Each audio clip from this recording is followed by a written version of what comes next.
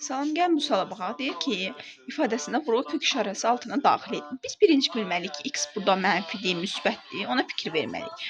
Biz bilirik ki, kökaltı ifadə həmişə müsbətdir və yaxud da sıfıra bərabərdir. Ona görə baxırıq.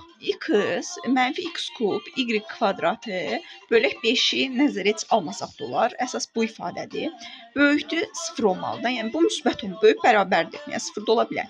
Bu müsbət olmalıdır. Baxırıq ki, y kvadratı, y yox, y kvadratı burada müsbətdir. Çünki y-in mənfi qiymətini də üstü cüt dərəcədən müsbət edəcək, müsbət qiymətini cüt dərəcədən müsbət edəcək. Ona görə y kvadrat müsbət olduğundan, demək biz bildik ki, x burada mütləq mənfidir. X burada mənfi olmalıdır ki, mənfin kubu mənfi eləsin, mənfi mənfi edəndə müsbət olsun. Ona görə yəni x bildik ki, mənfidir. Yəni x-in mənfi olduğunu bildik. Всё.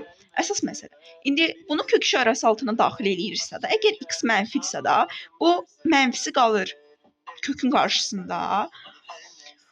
Kök işarəsi minus. Baxın, əgər bu x-dırsa da və bu bilir ki, yazım, yəni ikinci dərəcədəndir. Hansı dərəcədəndirsə də o dərəcədən içəri daxil olur. X-dırsa da bu içəri girəndə x-in kvadratı kimi girir. Yəni x-in kvadratı vuraq x kubu y kvadratı da olduğu kimi qalır. Bölək 5.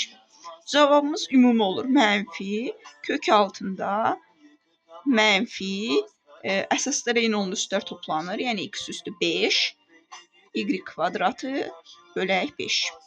Cavabımız bu.